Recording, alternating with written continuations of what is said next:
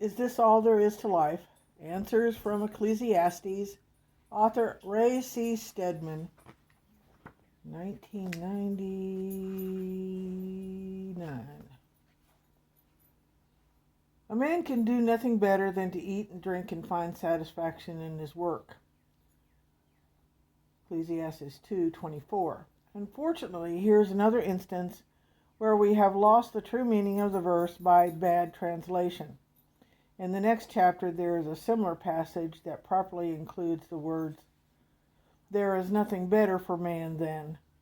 It's Ecclesiastes 3:12. That is not to say that is not what it says here. Delete from verse 24 the words "better than," because they are not in Hebrew and they do not belong here.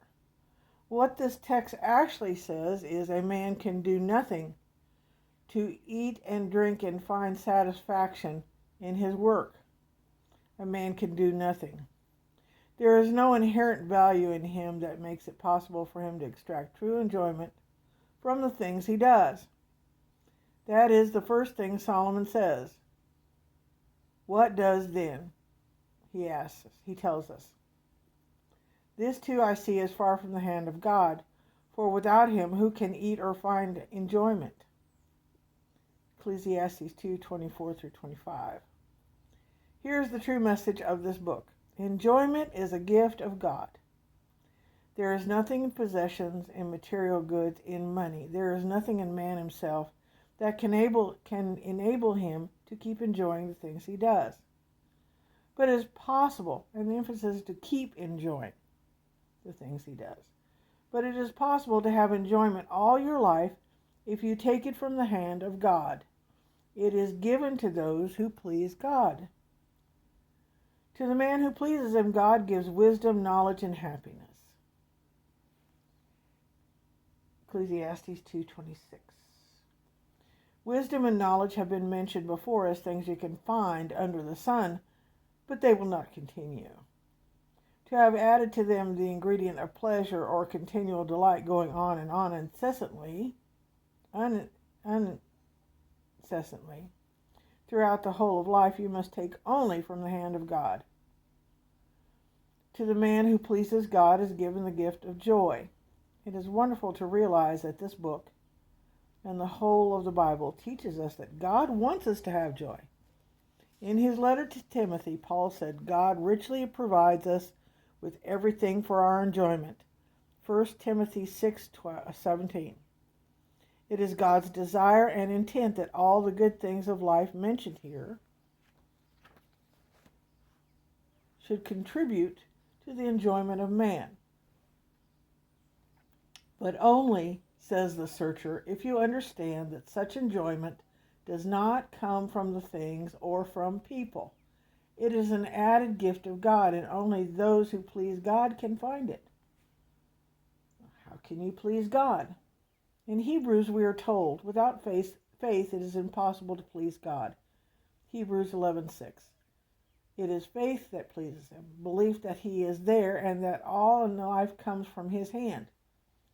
Underscore in your mind the word all.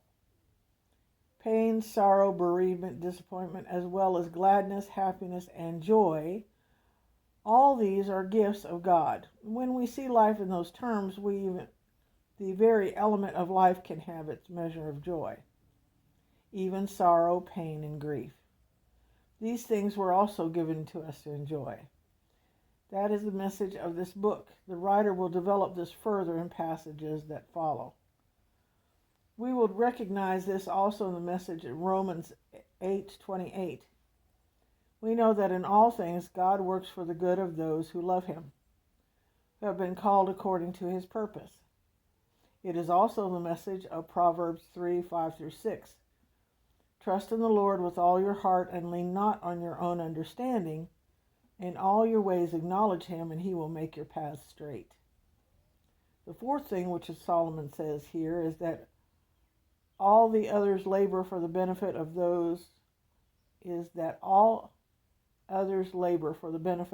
who please God. To the sinner he gives the task of gathering and storing up wealth to hand it over to the one who pleases God.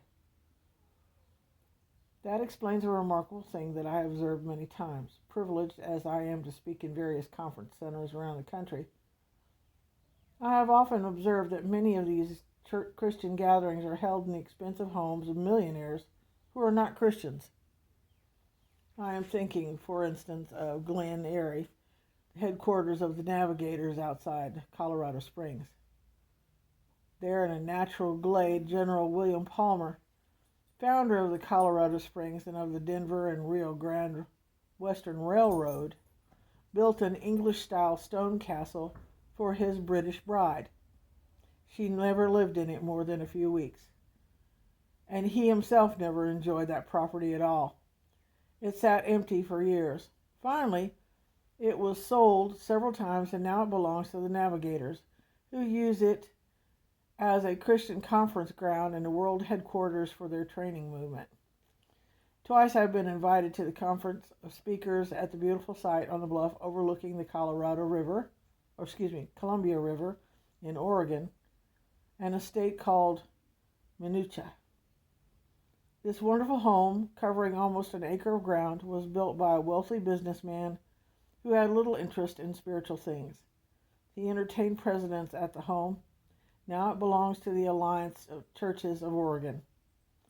You can duplicate this kind of story many, many times. It is remarkable that God so planned life that these multimillionaires, in their pursuit of pleasure, spent lavishly on their homes so that their estates might at last be given into the hands of those who please God. But these lavish spenders will not get anything for all their efforts. This also is vanity and a striving after wind. This is a deep irony about this. Isn't it strange that the more you run after life, panting after every pleasure, the less you will find? But the more you take life as a gift from God's hands, responding in thankful gratitude for the delight of the moment, and the more life seems to come to you.